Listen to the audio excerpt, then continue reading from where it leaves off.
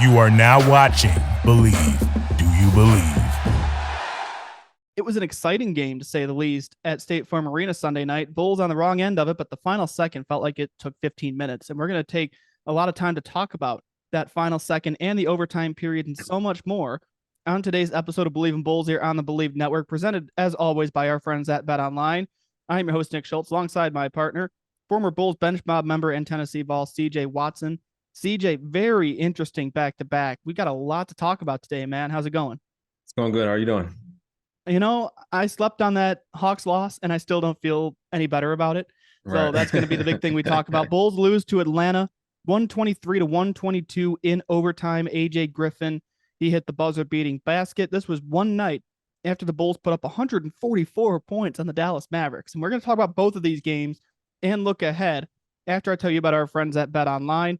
Basketball is in full swing, and Bet Online remains your number one source for all your sports betting needs this season. You will always find the latest odds, team matchup information, player news, and game trends at Bet Online. And as your continued source for all sports wagering information, Bet Online features live betting, free contests, and giveaways all season long. It is always the fastest and easiest way to bet on all your favorite sports, whether that's NFL, NBA, NHL, MMA, tennis, boxing, even golf.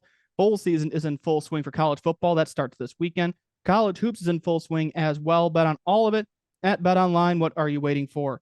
Head to betonline.ag to join and receive your 50% welcome bonus with your first deposit. Make sure to use our promo code BELIEVE to receive your rewards. That's BLEAV. Get that 50% bonus at BetOnline. It's where the game starts. And don't forget the official shop of Believe, shop.believe.com. There's a t-shirt for this show. Jordan Pippen 98, The Last Dance. Great place to do some last-minute Christmas shopping. I'd be lying to you if I wasn't looking to do some last-minute shopping there as well. Shop.believe.com. Support the show. Jordan Pippen 98, The Last Dance. You guys are doing great work with all of the stuff over there at the store. Interesting back-to-back, as I said. Bulls beat the Mavericks 144-118. That's not a typo. I did not read that wrong. 144-118. Franchise record for points in the first half. So you'd think they'd be well-rested going into Atlanta. They looked like it. And then they lost at the buzzer because A.J. Griffin caught the lob. And I have my thoughts on that last play, but I mean, we're going to start with that Atlanta game because there's so much to get to. I want to get just your reaction to how close that was. It was a great game. It was an exciting game, fun game. I think definitely let the opportunity slip away. Not blaming Derrick Jones, but I think the missed free throw was, those things happen. But I think it's just a little lapse of focus on the last out of bounds play. I think that could have been very avoidable. Maybe A.J. Griffin was a decoy at first, but, you never know. But I think, like I said, that could have been very avoidable, especially knowing it was only 0.5 seconds left just to get a tip or a quick shot at the rim closer to the basket. So I think that was something that could have been avoided. It should have been a win for the Bulls. I was bartending, or I tweeted the notebook that said free throws are free because that missed free throw, I'm all about it. Just make your free throws. He made the first one. And then the second one we missed it, just, oh my God, that was so deflating. Watching that. And now Derrick Jones made some big plays toward the end of regulation. Like I had just got through saying, and I have witnesses because, I was behind the bar watching this game. I had just got through saying, get Derrick Jones off the court because I wanted to see better defense out there. I wanted to see like a Patrick Williams type. And then he goes and throws down the alley-oop dunk like immediately after I say it. And I'm like, I talk about this team twice a week. What do I know? And then he had the missed free throw, and then he was on A.J. Griffin for that final play. Like I don't want to blame him entirely. Like, there was a lot to that last sequence, but I felt like it could have been defended so much better. Like you said, maybe he was a decoy and he just ended up getting open, but it just felt like it could have been defended better, don't you think?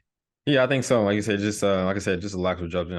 I don't blame Derrick Jones. Like you said, missed free throws happen. I can live with that, but I can't live with you not giving the effort. Not saying he didn't give the effort, but just especially 0.5 seconds. Then all you got to do is get a stop, deflect the ball or whatever, or try to make it even harder for him to make the shot or catch the ball, and we walk off with the win. I think it was a great play by Nate McMillan, one of my old coaches. Shout out to him, drawing up that kind of play. And just to give it to A.J. Griffin, he had a great game also. Also, he's his dad is one of my former coaches also, Griff. So I know he's proud of his son. So, but it sucks for the Bulls didn't win this game. It's definitely a win that should have been had.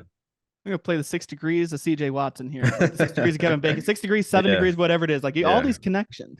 I know a little bit of everybody, It's just I've been around a long time. Hey, basketball is a small world, man. It is a small world in the basketball community. There's all these connections. And going back to this sequence, that last play initially, because Atlanta, was it Atlanta or the Bulls? I think the Bulls called a timeout after seeing the defensive look. Trae Young was inbounding the ball. Yeah. And then they come out of the timeout and Nate McMillan drew up something else. It wasn't Trae Young inbounding. Right. I know that, I forget who it was, but it wasn't Trae. So that timeout by Billy, that proved to be big because it totally changed the play. Yeah, for sure. You maybe could have. I don't know who was on the ball for the Bulls, but maybe could put a bigger guy on him if Trae Young was taking the ball, and he maybe wouldn't have seen that pass or got that pass through. So, like you said, there's so many things that can happen in the span of a game that can really determine the effect of the game, and that could have been one of them also. And this last sequence was the most important, obviously, but here's the lead up to it. Derrick Jones missed the free throw at the end of regulation. That sent it to OT, tie game. Trae Young hit a bucket with 1 second left, put the Hawks ahead by 2. Yeah. Then DeMar gets fouled on the 3 by Bogdan Bogdanovic. He makes all 3 free throws. That I said at the time, the Hawks pulled a Bulls. They fouled a 3-point shooter. They got Bulls. Yeah. And then the last second shot by AJ Griffin, like that, I say it again, that last second felt like it lasted 20 minutes, 15, 20 minutes or something like that. Like, it was a whole lead up to this. But the word... Go ahead. No, go ahead. I was going to say the word I've been using is opportunities. Right. You had the opportunity. It was there for the taking. If Derrick Jones makes that free throw, which we can play the what if game all day, if someone else is on AJ Griffin, you've got to make the most of these opportunities when they're handed to you like this. Oh, yeah, for sure. Just like you said, none of these wins in the NBA come easy, and you want to make sure you capitalize on every win. And like you said, this was a very winnable game. Should have been won, should have been had. Some things down the stretch that didn't go the Bulls' way, but hopefully they can learn from this, and I think that's the biggest thing from it. Just learn from this, and then hopefully when this situation comes up again, they don't let the same thing happen. I feel like it could have been a different game too if Alex Caruso was out there. He bruised his tailbone in that Mavericks game, and immediately after the game, Billy Donovan said, "Hey, he's not going to Atlanta. Right? He was going to stay back, get some treatment." Which, as someone who bruised a tailbone before, it ain't fun. Like I saw the fall he took. Yeah. Like man, I couldn't believe he got up. Like, that hurts. That is painful. So it made sense that he didn't go. So if he goes, like, he's on Trae Young, right? Right. And the question I have for Billy Donovan, he might have addressed this after the game and I might have missed it. Ayo Dosunmu has done really good work guarding Trae Young in the past. Really surprised we didn't see more of him. I know different looks and everything. I figured we'd have seen Ayo on Trae a little more. Maybe they were getting switches or something. I don't know. Yeah, I think so too. A bigger guy, a bigger guard, and definitely more physical. So like you said, he's definitely given them problems in the past. So I don't know why you don't maybe throw him on there, just to see what happens. But like I said, it wasn't. I don't blame it on the coach or anyone, but I think this is definitely opportunities that could have been had and should have been the Bulls' win.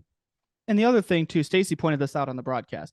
They're settling for too many shots. This has been the story of the year. Finally, toward the end, when they started making this really interesting in that fourth quarter, Zach LaVine was going to the rim.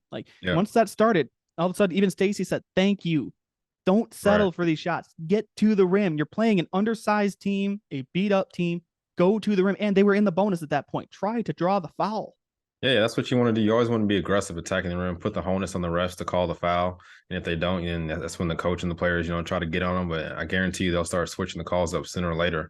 But you always got to continue to be aggressive, especially when you're not a great three-point shooting team. You want to attack the basket first and then let your jump shots come after that. Exactly. And Kobe White hit a big 3 too. I think that was in overtime. He made that. Like the fourth quarter in overtime, like it got so crazy down the stretch. Like these are the type of games you don't expect to see in December. Like these, oh wow, this feels like a must-win game because they're just trading blows. It was awesome. It was great. I just wish the Bulls would have been on the other side. Yeah, it was exciting as a fan, as a former player, just to watch it and see the type of high caliber basketball out there. No one really playing good defense, but a lot of scoring, which is what fans want to see in the NBA. And I think that's what makes the game so fun and so dramatic. Well, in the game before this, too, there was a lot of scoring because the Bulls put up 82 points in the first half and scored 144 total against the Mavericks. And by the way, one last thing about Atlanta, by the way, there was another team from Chicago that went into Atlanta on Saturday and beat Clemson by 18 points. Just saying, Loyola Ramblers look pretty good against Clemson at that arena. They're 3-0 in their last 3 games at that place because the last 2 games were the Sweet 16 and the Elite 8 and 18. So I just wanted to get that out there because that was a fun game. One Chicago team had a good day in Atlanta this weekend. can never be 2. Exactly. I was hoping we could 2 for 2 here. Okay, Bulls go in, they beat the Hawks. The Ramblers beat Clemson. Like that was great. But the Bulls coming off that game against Dallas, that was an offensive display. To me, That's the type of game you want. I thought maybe that would be they take a leap from that. They take that bounce off a trampoline like in Ferris Bueller's Day Off. Like take that leap, get that springboard, and that was a really good game against a shorthanded Mavericks team because Luka didn't play, and the Mavericks looked absolutely lost without Luka Doncic. I mean, that's not an exaggeration. They just looked lost. Yeah, it just shows how much of a MVP caliber player he is and how much he means to that team. And that game also shows you that how much shows you what the Bulls are capable of. They can do that every night in, night out. They just got to be consistent. That's the biggest thing that we've been saying the whole year, being consistent and having those type of games night in and night out, and just shows you that they can do it. And we can't put any limits to them. They're good enough. The record doesn't show how good they are, but they got to, pick it up and try to get that at least back to 500 and then start, working their way back over 500. That game, the Bulls shot 63.5% from the field, 55.9% from 3-point distance. The Mavericks, 25% from downtown. Tim Hardaway, 2 for 10. Ouch. Like, I mean, when your shooter, when your shooter and Tim Hardaway, so like if Luka's not there, he's going to be your go-to guy from downtown. Right. I mean, Spencer Dinwiddie had 27 points. He was hot, but your 3-point shooter is Tim Hardaway. When that's not there, really tough to win in this league. It's been the story of the season for the Bulls too. Like you've got to have your 3-point shooters, and they did that. Patrick Williams, 4 for 5 from 3-point distance. More of that, please. That consistency with that. Be consistent. Yeah, the ball was moving. Vooch was getting double teamed. The ball was swinging around the perimeter and hitting the wide open guy. And guys were not scared to take shots. They were taking the shots with confidence and making them. And I think that's the biggest thing, not just taking them, but also making them. And then you talk about consistency. Now I understand second half of a back-to-back, you had to travel to Atlanta. Bulls were 48% from the field against the Hawks, 25.9% from 3, 7 for 27 from downtown. And I don't think, looking at this, the only player to make multiple threes was Kobe White. He was 4 for 9. So they were 7 for 27. That means the rest of the team made 3. Right. And it was Vooch, Zach, and of all people, Derek Jones made a 3-pointer. Right. When he takes a 3, it scares me. Like, he's more the defensive guy. Like he's one of those guys. Like, I mean, I don't want to. It's apples and oranges. Remember when Chris Dunn used to play for the Bulls and teams would back off of him?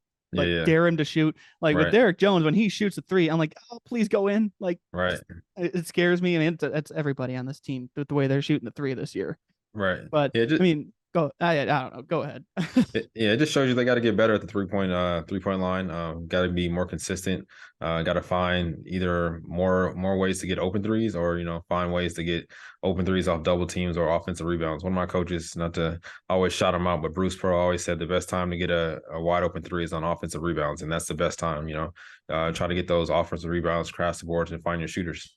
Yeah, there's no problem with Bruce Pearl quotes on the show. He wins. The guy knows basketball. If you're quoting a winner, I mean, if it doesn't matter, right? No disrespect here, but if you're quoting Jim Boylan on the show, we got a problem. Like I get in there, I said his name, but like I mean, I was gonna say Vinny Del Negro, but I like Vinny Del Negro. Right. I mean, if you're quoting someone who doesn't win, like it's another story. But you're quoting Bruce Pearl, Tibbs. I mean, you're good, man. Good. Shout them out every week. I don't care. You're not going to hear me complain when you're quoting winners, because the Bulls team, they need to win, and I just. The consistency here, and DeMar 14 for 15 from the free throw line, by the way, that's really important, because this team is not a great free throw shooting team. And when I say that, like, they'll make them, they just don't get to the line outside of DeMar. And I had people in my mentions last night. I cannot believe I had people in my mentions when I tweeted one thing about this game, and all it was is I was going to react to it on the podcast, talking about DeMar trying to draw fouls over and over again. Like, they're falling for it. Right. They're going to keep biting on it. Yeah, you're going to keep trying to draw the fouls because that's his strength. Right. And it just shows you that we're just more of a jump shooting team. We don't attack the basket that much. That's why we don't get to the free throw line. So if we can attack the basket more, like I said, put the onus on the refs to call fouls and make those tough calls, then we'll get to the line more. And I'm sure that when we get to the line, we'll make them. Well, and that goes back to what we were talking about. Quit settling for these jumpers. I know Zach's got the knee, and that impacts his explosiveness and everything. Maybe that's why he's been a little timid to attack the basket and go up for those layups and dunks. And he had a couple of those late. That's when the game started to turn, is when they started going to the rim, getting those easy looks, getting those high percentage looks. Right. I don't want to see this settling. I mean, especially for 3, but even in the mid range, Vooch did it a couple times. Like he did a fadeaway at one point. Like, you're in the bonus, get to the basket. Yeah, and that's on the players. I feel like once you're in the bonus, those are free points. You want to get to the line. You want to stop the clock, stop the team's other momentum, and try to figure out a way to score. And that's the easiest way to score if you can get fouled. And it's not just on offense that they can be more aggressive. The defense, and I put this in the rundown, the exact quote, it is maddening watching Right. this team play defense. Because I mean, I talk about that last second. Trey made his bucket. AJ Griffin made his bucket. It seemed like the Bulls they'd score. Atlanta would have an answer right away. Like you got to get Yeah. stops, be aggressive. But I mean, they had fouls to give too, so you Right. had reason to be aggressive there in that fourth quarter. The defense, it's bugging the hell out of me. Yeah, I think this is the new NBA, every team wants to just score, score, score and not guard anybody. But like I said, the better teams can go both ways. They can score on you and they also can shut you down and at least make it hard for you to score. So I think that's what the Bulls got to do. They got to make it hard for people to score or stop somebody. Yeah, the stops are the key. I mean, especially against a guy like Trae Young. And Yeah. if this Hawks team had DeJounte Murray, this It'd have team, been I've ugly. said it Yeah. over and over. That team can be one of the scariest teams in the NBA with that backcourt. So the fact that Yeah. DeJounte was out, I think John Collins was out too. Yes, having Trae out there is scary enough. But Yeah. and then you didn't have your best defender. The fact that they battle like this, and I'm not taking any moral victories, by the way. We're past the point where for moral victories. I mean, you're how far into this thing are we? 25 games? Like we're done with the moral victories. Like Right. I mean, good signs we can take away. Like the fact that they were able to keep this thing close and have an answer. That's what you do against a team like the Hawks. You've got to answer, but you got to do it when it matters too. Yeah, you got to make the plays down in crunch time and get stops in crunch time, like you said.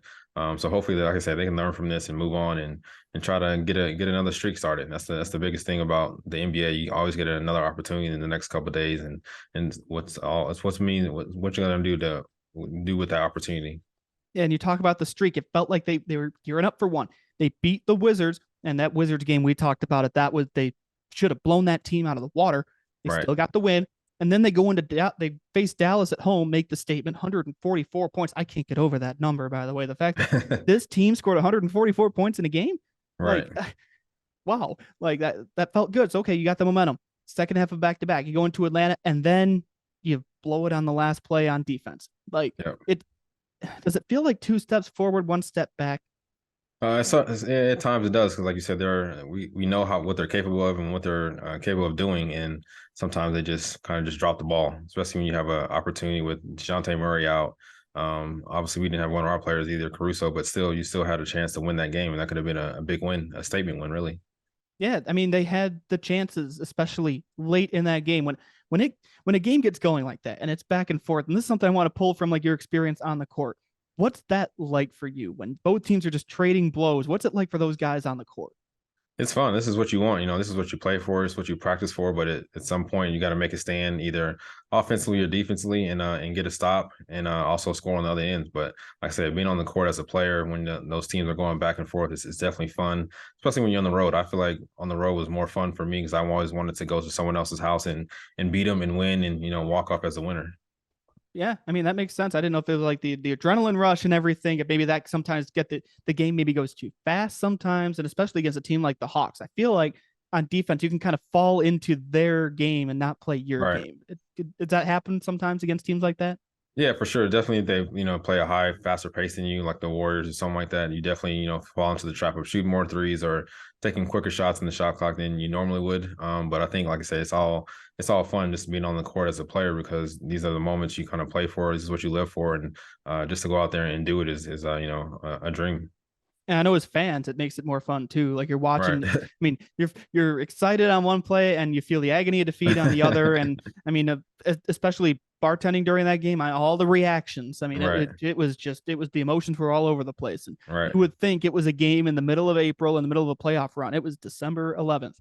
Like Right. those are the types of games here. When you're on a 2-game winning streak, you can build it to 3. You've got the Knicks coming in back.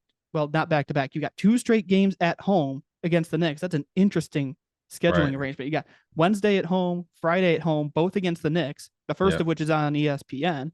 Like you've got the chance here to get on a winning streak, and it just gets ripped away from you. Especially, and I respect AJ Griffin's game. Don't get me wrong. He was one of those guys I wanted the Bulls to maybe look at from Right. Duke because they had a bunch of dudes. I mean, you had Yeah. Moncaro, you had Mark Williams, you had AJ Griffin. Like you had these dudes from Duke. He was one of those guys I wanted to maybe look at in the draft. Like, Yeah. no disrespect to him because he had 17 points.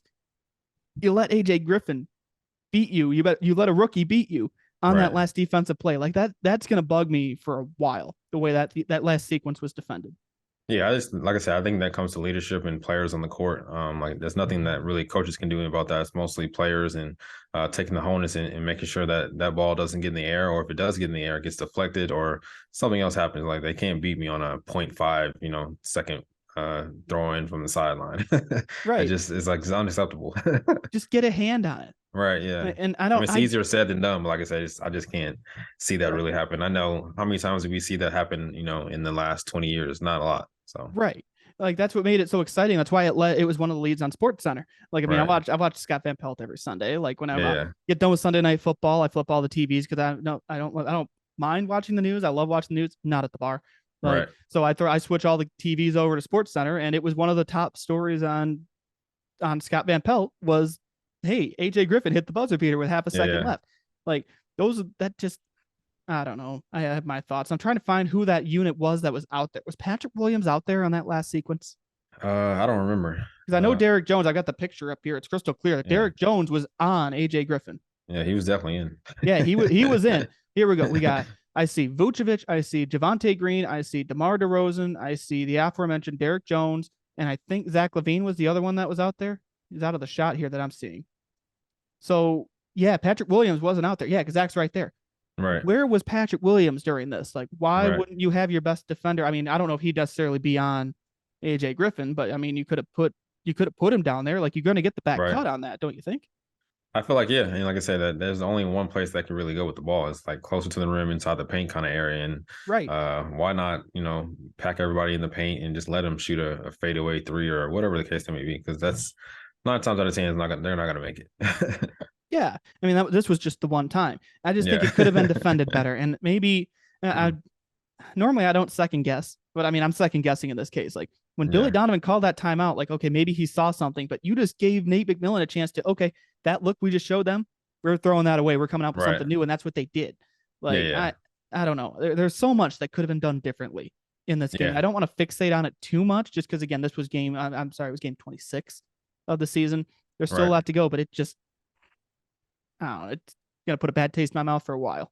Yeah, it's definitely one they let slip away. And like you said, it could have been definitely defended better. So like I said, hopefully they can just learn from it, and move on. Hopefully they don't nitpicking on it too much and kind of reap on it, but just kind of, Like I'm doing right now. yeah. That's what I do. I mean, this is what I do. That's why we got a podcast. Right. It's the day. We're recording this the day after the game. This is fresh. Right. Like this is the first time we've had a chance to talk about this. And this, Yeah. I guess I slept on it because last night I went to bed. I'm like, God, they didn't defend that. They let him get up and just make that happen. Right. Second left. Like I slept on it. I'm still not happy. But Yeah. now you're going back home. You've got the Knicks twice, and that's a beatable Knicks team, right? Right. I mean, this is not a team that's gonna Right. they're gonna fill up the stat sheet, but you can beat them, right? Yeah, easily beat them. I think, especially if we play the way we're capable of playing, especially at home, 2 games at home. Come in, just give them the first punch in the mouth, quick and early, and then kind of get them frustrated from there, and then ride the game on out after that. Yeah, Knicks are 14-13 this year, by the way, and Bulls have that's an interesting arrangement. 2 games in 3 days against the same team in the same city. I think they just wanted D Rose back home. I'm fine with that. That's fine. Bring him home. Put him in a Bulls uniform again at the deadline. Right. Like we've talked about that. Put Derrick Rose back in a Bulls uniform at the deadline. That way he's always playing at home. Right. Like, and then you got a road trip coming up after that. Once my computer starts working with me here, you've got a 4-game road trip after that, and then you've got a 4-game homestand after that. So like it's and you got to go back to Atlanta, by the way, December 21st. That ought to be fun. And by that point, quick math, I don't think DeJounte Murray will be back yet because I think the timeline was about 2 weeks for his injury. That came out, literally Thursday. We recorded this show. We got done. I was ready to upload it. And then, bam, Shams tweets out that DeJounte Murray is going to be out with an injury. That's when I texted you. I'm like, well, okay, that discussion was fun. Right. So, yeah, just him being out is a big hurt for them. But I think, like I said, this is definitely a win. The Bulls could have seized the opportunity, and like I said, it started that winning streak and kept it going. And then with these 2 games at home, boost their confidence even more to continue that ride on out with the winning streak. Opportunities and consistency. It's going to be the name of the game if they want to get back over 500 and quit the calls to blow it up because they're getting louder. Every loss, you're going to hear more calls to blow this thing up. You're going to hear this roster is not constructed well, which, you got points there, I guess. Right. 3-point shooting. I mean, you can make an argument there. That's a larger discussion for another day.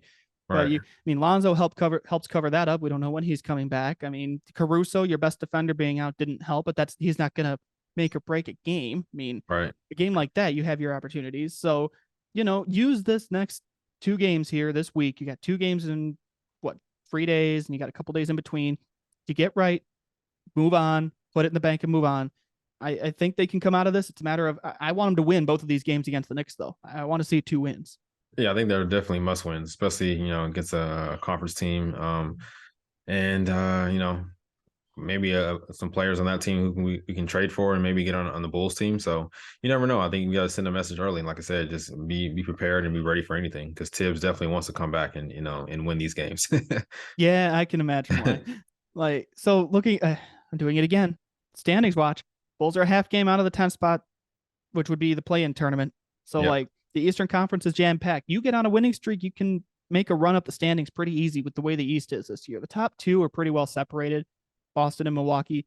After that, get on a hot streak, beat some of these teams ahead of you, like Atlanta and New York and Miami maybe, and all of a sudden, you're in the conversation, and maybe you'll shut some people up. And that's all you want. You want to get on a winning streak and write your own story, because right now, this is not a good ending that the Bulls are churning in. So if they can get a couple wins, get their confidence up, and then start a winning streak. And I think that's what it's all about. You have 3 or 4 winning streaks with maybe 5 or 6 in a row, and that can get their confidence rolling, and that can maybe silence some critics.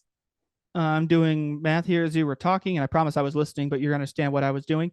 Bulls have not had a 3-game win streak yet. Right. They got back-to-back wins in October, then a loss. Back-to-back wins start November, then a loss.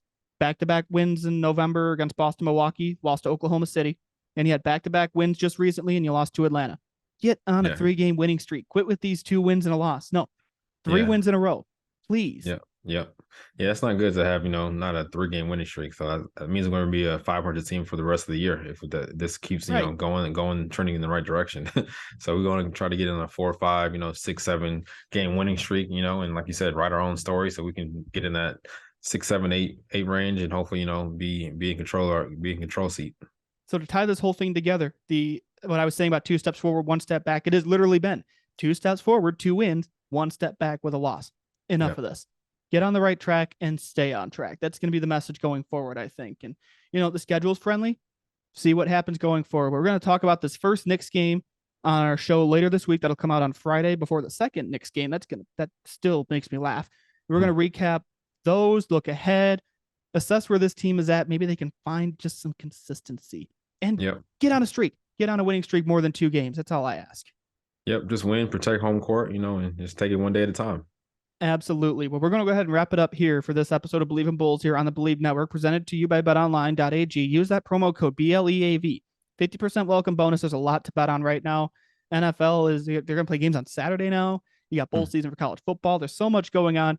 And go shop at the store, shop.believe.com. There's great stuff there. You've got, I still got 13 days to do, or 13 days, 11 days, whatever, to do my Christmas shopping. I'm good. I'll go on the Believe store, get some stuff delivered. It'll all be good. It's a good place to do some last minute shopping.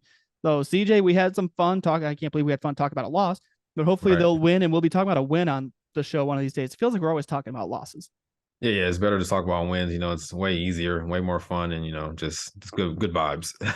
We need more good vibes later this week. We're going to bring some no matter what. We'll bring the good vibes later this week. Until then, have an awesome week, everybody. We'll see you back here on Friday.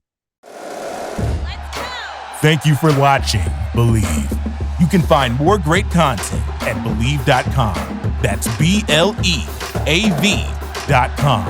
Do you believe?